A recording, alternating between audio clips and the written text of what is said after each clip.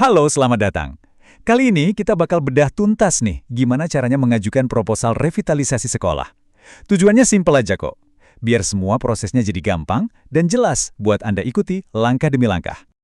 Udah siap buat bikin sekolah jadi lebih baik lagi? Kita tahu, kadang urusan administrasi itu kelihatan ribet ya. Tapi, anggap aja ini langkah pertama menuju tujuan yang lebih besar. Yuk, kita pastikan prosesnya lancar jaya, biar mimpi Anda buat sekolah bisa cepat kejadian. Oke, jadi ini dia nih peta perjalanan kita. Ada 5 tahap utama. Pertama, cara masuk ke sistemnya. Kedua, dokumen-dokumen penting apa aja yang harus disiapin. Ketiga, kita susun proposalnya. Keempat, menyempurnakan bukti foto, ini penting banget. Dan terakhir, penilaian akhir. Gak usah lama-lama, kita langsung aja mulai dari yang pertama ya. Oke, kita masuk ke bagian pertama, mengakses sistem. Tenang aja, ini gampang kok. Didesain biar nggak bikin pusing. Nah, ini dia gerbang utamanya. Coba deh perhatikan alamat webnya. revit.kemendikdasmen.go.id. Jangan sampai salah ya. Nanti tombol yang perlu Anda klik itu yang gede. Login dengan SSO Dapodik. Ini akun yang sama yang biasa Anda pakai buat urusan data pendidikan lainnya. Jadi gampangnya gini, cuma ada 3 langkah. Pertama, buka website yang tadi. Kedua, masukin username sama password SSO Dapodik Anda. Nah, yang ketiga ini penting banget. Pastikan Anda login pakai akun kepala sekolah ya, bukan akun lain. Oke, udah berhasil login, sip.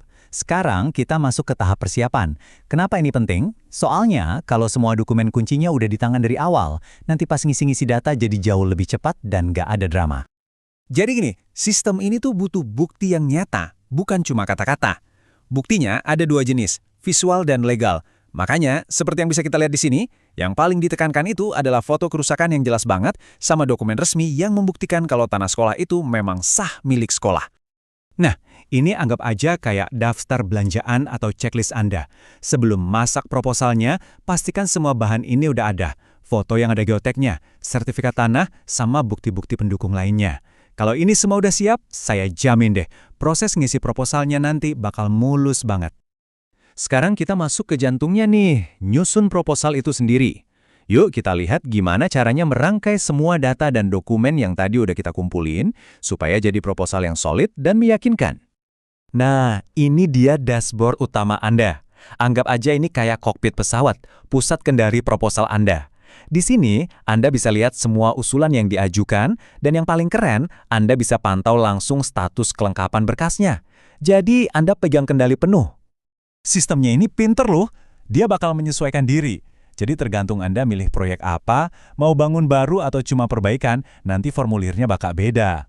Nah, disinilah tempat Anda buat upload semua dokumen dan foto yang sesuai sama usulan Anda. Oke, kita masuk ke bagian yang krusial banget. Kenapa? Karena foto itu ibaratnya bukti utama Anda. Foto ini yang bakal bercerita ke tim penilai tentang kondisi sekolah Anda. Jadi kita harus pastikan cerita dari foto-foto ini tuh jelas, kuat, dan nggak ada duanya. Tolong ingat baik-baik angka ini. 6. Ya, 6. Ini adalah angka ajaib buat bukti foto Anda. Kenapa harus 6? Karena sistem minta 6 sudut pandang yang berbeda. Tujuannya, supaya tim penilai bisa lihat kondisi kerusakan dari semua sisi. Kayak lihat 360 derajat, jadi nggak ada lagi keraguan. Kita mulai dari yang pertama, tampak depan. Gampangnya, ini foto pembukaan. Ambil foto dari depan, pastikan seluruh bangunan masuk dalam satu frame. Biar penilai langsung dapat gambaran, oh segini toh skala kerusakannya. Lanjut, yang kedua, tampak belakang. Ini buat ngelengkapin cerita. Jadi penilai tahu kalau kerusakannya tuh nggak cuma di depan doang. Foto ini nunjukin kondisi dari sisi sebaliknya. Oke, yang ketiga, sekarang kita masuk ke dalam gedungnya. Coba arahkan kamera ke atas, fokus ke langit-langit atau atap bagian dalam. Ambil fotonya melebar ya, atau horizontal, biar semua bagian yang rusak kelihatan jelas.